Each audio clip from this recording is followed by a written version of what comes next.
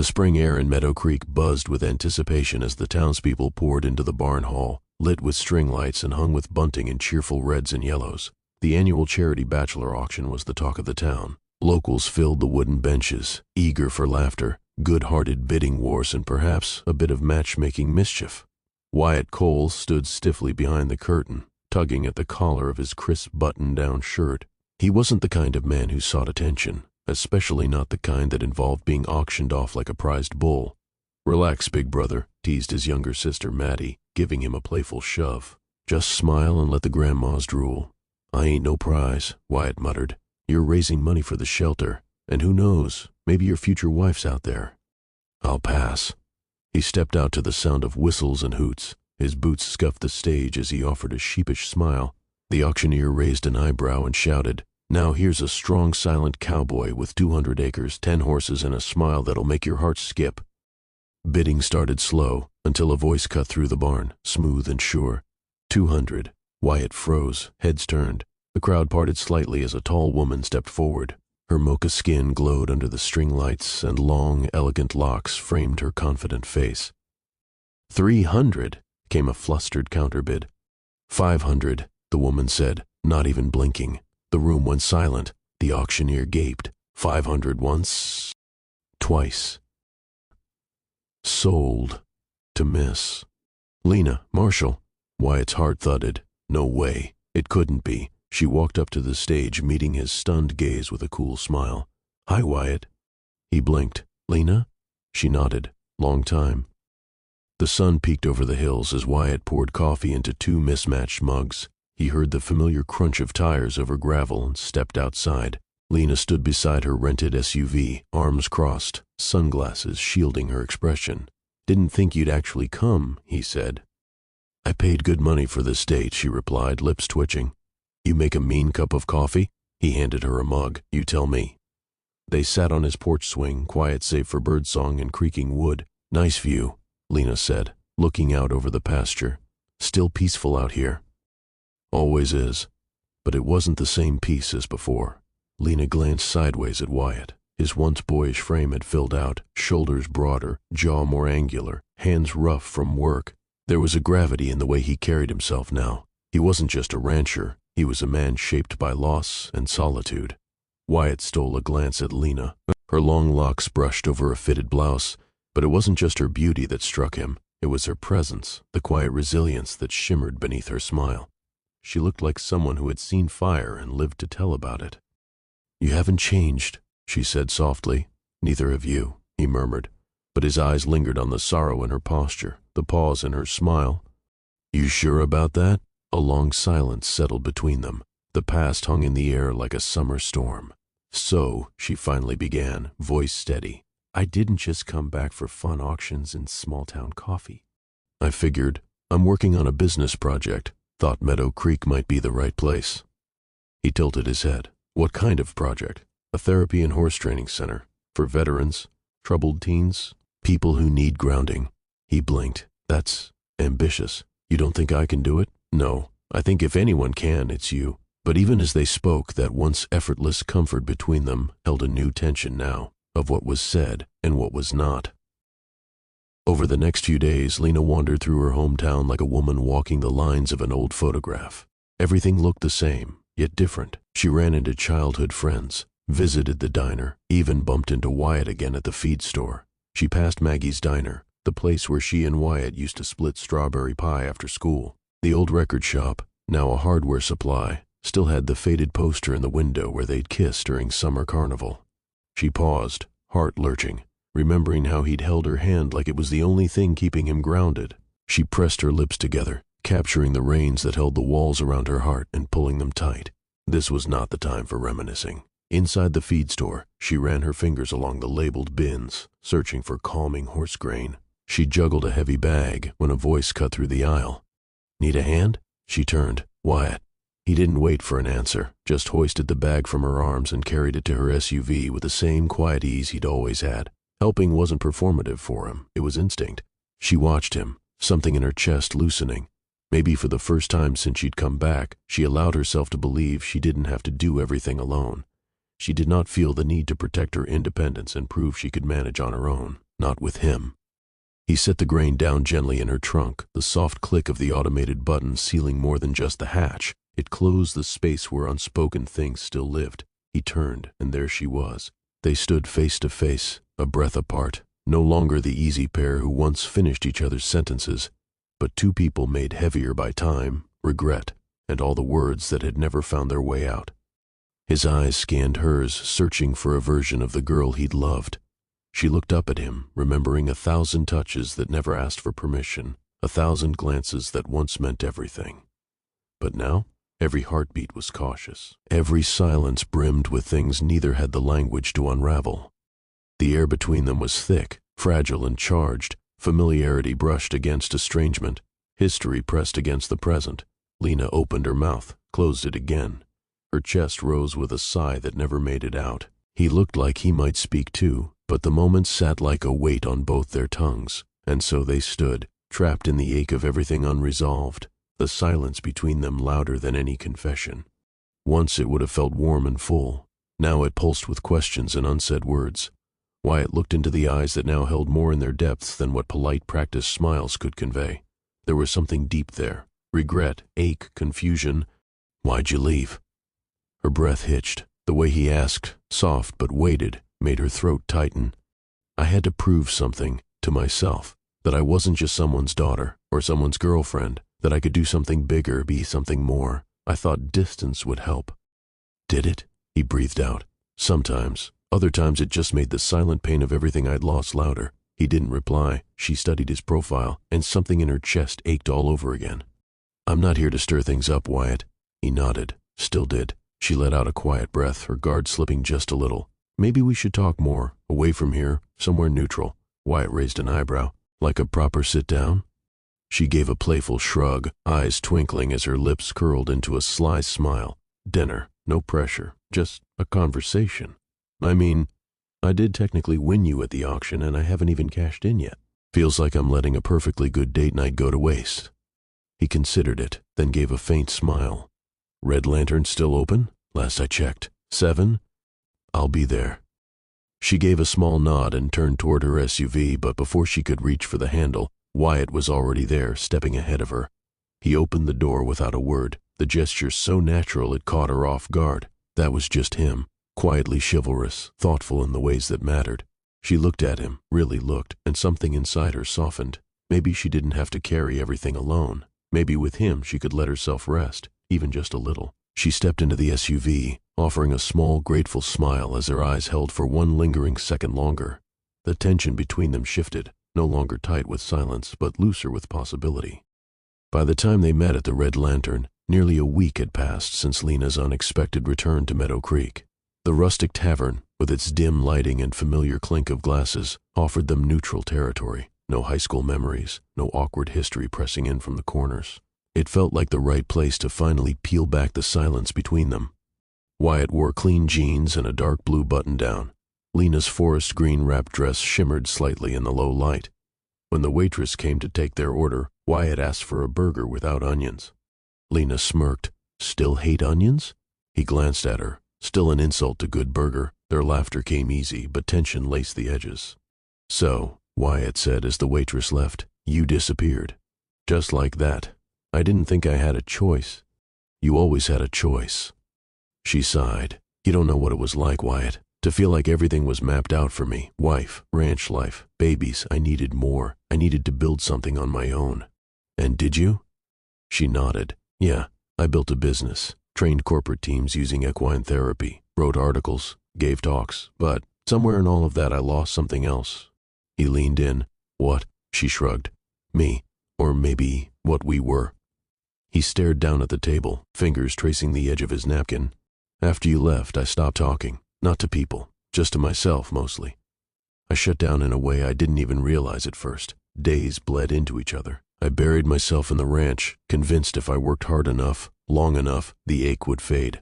I started a rescue program for retired horses. Thought maybe if I fixed enough broken things, I'd stop feeling so broken myself."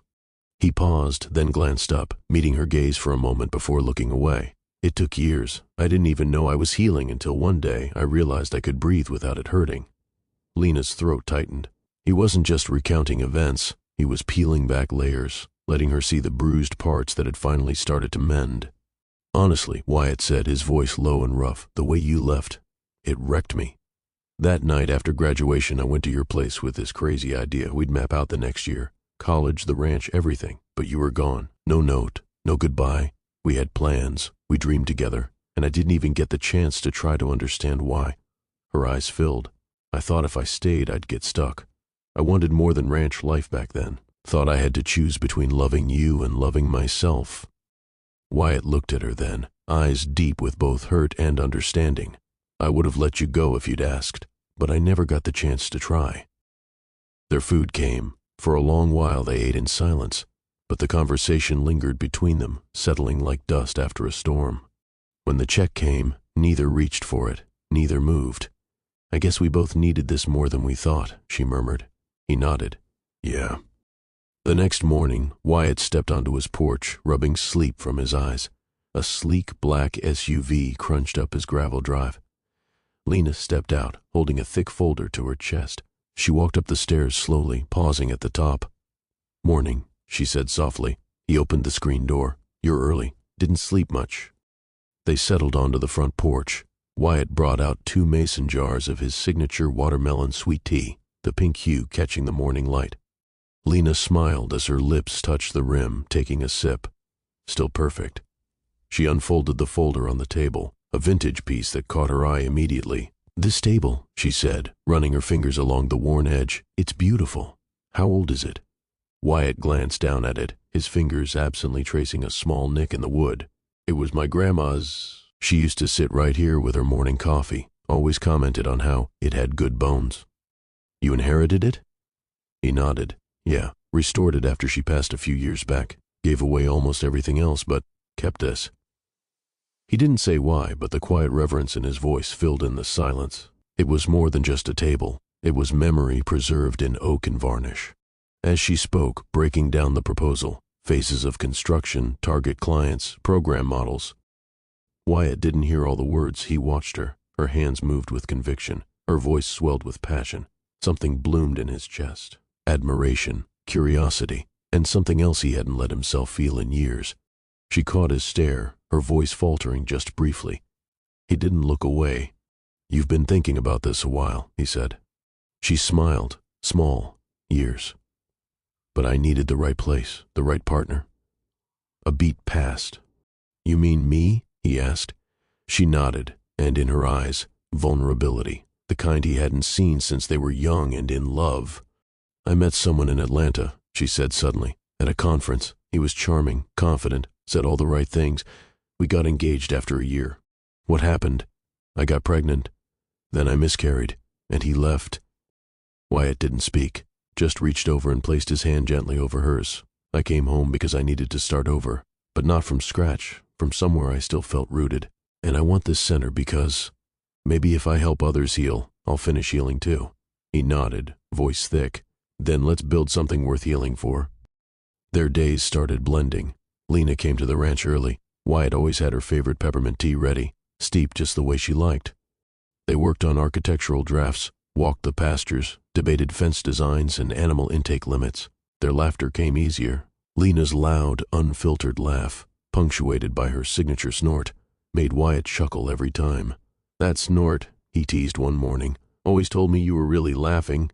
"And you always said it was the cutest thing you ever heard," she shot back. Their silence grew easier, too. One night after a long day of planning, they ordered takeout, burgers and fries, and sat on the porch swing. Wyatt brought out a pair of small glasses filled with rich bourbon cream. He handed her one. Their fingers brushed. A current shot through her belly. They didn't look away. The sky stretched wide and dark above them, stars scattering over the open fields. A lone amber lantern flickered in the corner of the porch as Wyatt swung them slowly on the bench swing. "You ever think about the day you left?" he asked. She nodded. "All the time." She turned her head to look at him. "Do you hate me for it?" He looked at her then, eyes raw. "I hated that day. I wanted to hate you. But I couldn't, not even if I tried." She swallowed hard. They shifted on the swing, knees brushing, bodies turning toward each other. She pulled the wool blanket over her lap. He draped one arm behind her along the swing. I was scared, she whispered, forehead leaning toward his. I know now, he said, but you're not alone anymore. Their foreheads touched, her breath caught. I'm still scared, she confessed. Of loving you again, of losing it all again. You won't, he murmured. I've got you. She leaned in. He let her. Their kiss was slow, deep, and aching. Lena framed his face with both hands, thumbs brushing over the scratch of stubble along his jaw. Her lips moved gently against his, parted just enough to breathe through the tension. Wyatt's hand found her waist, holding her steady, and then slid up to cradle the side of her face, mirroring her tenderness. Her breath hitched as his other hand moved to her lower back, pulling her closer into his chest. They kissed like a memory reclaimed, each movement careful, reverent, and full of weight. When they finally broke apart, their foreheads touched again. Lena's hand remained cupping his cheek, and Wyatt reached up, covering it with his own, holding it there. His eyes fluttered closed, his breath warm against her lips. It was right there, he whispered, voice low and rough, at that table, when we were kids. That's when I knew I wanted more than friendship with you. She smiled, her lips trembling. You never said. I didn't need to, not then. And they stayed that way. Foreheads pressed together, hands locked, hearts no longer running from the truth. The sun stretched lazily over the hills, the morning light golden and warm. Lena stood barefoot in Wyatt's kitchen, wrapped in one of his flannel shirts, sipping from a chipped mug with his family's brand stamped across it. Wyatt cooked beside her, eggs sizzling, toast popping. She watched the way he moved, efficient, calm, like he belonged in every space he walked into. He caught her staring and gave a soft, sleepy grin. Didn't take you for the watching type. I'm making up for lost time. He walked over, set a plate in front of her, then leaned in and pressed a kiss to her cheek. For a few days, it felt like life was finally sinking into place. Smooth days working with the architect, quiet nights, filled with touches and slow kisses, laughter echoing through the barn as they brought clay in to help stake out fence lines. But good things, Lena knew, often shook before they settled. It started with a letter. She was standing at the kitchen counter, sorting mail while Wyatt fixed the busted latch on the back gate. Her hands froze when she opened the envelope. Notice of easement review. Meadow Creek Township. The new construction site for the therapy center sat right along and unresolved. Land parcel that had once belonged to Wyatt's great-uncle but was technically disputed since the 1980s. Somehow, it hadn't been flagged until now. Her stomach dropped. She clutched the paper, hearing Wyatt walk back inside, boots thudding softly.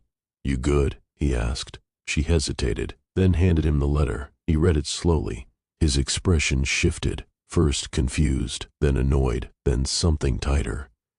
Damn it. I thought this was resolved years ago. She tried to keep her voice steady. It's a setback, but we can work through it. He didn't respond right away. Instead, he sat at the table, the old wood creaking under his weight.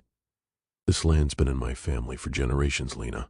I've spent the last 10 years keeping it alive. This center's important, but so is preserving what's mine. She stepped closer. I'm not trying to take anything from you, Wyatt. I know that, he said softly, finally looking up. But this feels like pressure from everywhere. Her eyes dimmed.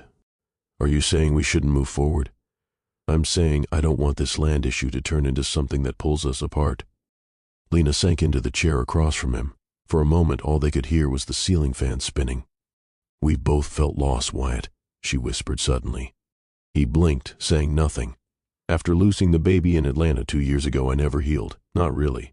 And when I came back here, I told myself this was about the business. But I think I just needed a place where I still felt whole, somewhere safe, with someone who reminded me of who I was before the world broke me. He reached across the table and took her hand in both of his. I wish I'd been there. You couldn't have been, she said. I didn't let anyone close, not until now. But this center, along with your program for retired horses, this could be the place that make broken people feel safe. Remind them of who they can become, past their hurt and pain. He squeezed her hand gently, and letting what she'd said settle in. Let's face this land thing together. Not me versus you. Us versus the problem. She nodded, tears brimming. That's all I want. He stood and pulled her into his arms, and for the first time in years, Lena let someone hold her while she cried. The easement issue opened a whole can of bureaucratic worms, town council meetings, county records, conversations with lawyers who spoke in dry legalese. Wyatt was gruff and tense through most of it, but he never once walked out. He stayed. For her, for them. One hot June afternoon, they stood side by side in the township clerk's office, both looking worn and sweaty from a long day on site. Wyatt had his hat in his hands. Lena had her hands on her hips. The clerk smiled. "You two make a good team, you know that?" Wyatt looked over at Lena. "Yeah," he said quietly. "We do." That night, Lena brought out an old journal, the one she wrote in when she was 15. They lay in the hayloft under a canvas of summer stars. She handed it to him. "I used to write letters to you in here," she said, "back when I didn't know how to say what I felt out loud." He opened the book and read silently. "I think I love Wyatt more than he'll ever know. If he kissed me, I think I'd float straight into heaven." He looked up, eyes glowing. "You still feel that way?" She leaned in. "Only now I know what heaven actually feels like." Despite the temporary halt in construction, the ranch still breathed. The horses needed tending. Clay kept showing up with quiet encouragement and perfectly timed jokes. And Lena found herself learning to love again, not just Wyatt, but herself. One night, as the cicadas hummed and the fireflies blinked around the pasture, she and Wyatt walked the property line. He carried a flashlight. She carried 2 root beers. "It's crazy," she said, "how the world can shatter and then somehow rebuild itself." He took a sip. "You rebuilt yourself, not alone." They stopped near the old oak, the one they used to sit beneath as teens. Wyatt brushed a hand down her arm. "I thought you were my first heartbreak," he said, "but maybe you were my first real love, the kind that never really dies." She shifted close and turned to him, pressed a hand to his chest. "Then let's stop running from it." He kissed her like a man starved for years, and she kissed him back like someone who finally stopped punishing herself. The council approved the easement adjustment after weeks of negotiations, and construction resumed with a renewed sense of purpose. Volunteers from town showed up to help. Lena gave interviews. Wyatt stayed by her side through every step. When the final beam was raised, they stood in the center of the nearly finished barn, dust and sawdust clinging to their clothes. "I was wrong, you know," Wyatt said, leaning against a post. "About what?" "Thinking you left because this life wasn't enough. You left because you needed to find out who you were. And now that you're back—" He looked around. "This place feels full again." She walked over, looped her arms around his neck. "I didn't just come back. I came home." The Meadow Creek Healing and Riding Center opened under a clear August sky. The ribbon-cutting ceremony was simple but full of meaning. Veterans in cowboy hats clapped as Lena spoke from the small wooden stage. Children laughed as they met the therapy horses, their parents blinking back tears. Therapists, ranchers, donors, and townsfolk all mingled together, and for once it felt like something bigger than any one person had taken root. Wyatt stood beside Lena in his best shirt and jeans, calloused hand wrapped gently around hers. She wore a soft blue sundress, the hem fluttering just above her boots, her eyes shining as she thanked the crowd for their belief in her vision. But behind her confidence, she still carried the weight of her journey. The baby she lost in Atlanta, the dreams that shattered before they could take shape.